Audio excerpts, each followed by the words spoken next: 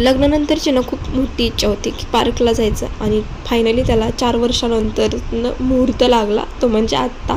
तर चलो म्हटलं आता जाऊया आपण पार्कला, कारण आता भरपूर असा उन्हाळा वाढत चालला आहे, ऊन वाढत चाललं आहे. तर चलो.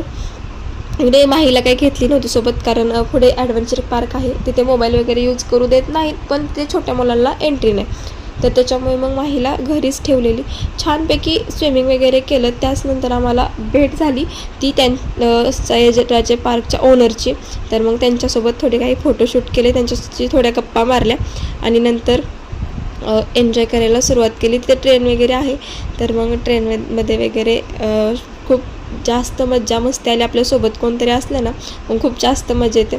तसं दाजी आणि तिथे असल्यामुळे खूप जास्त एन्जॉय आलं.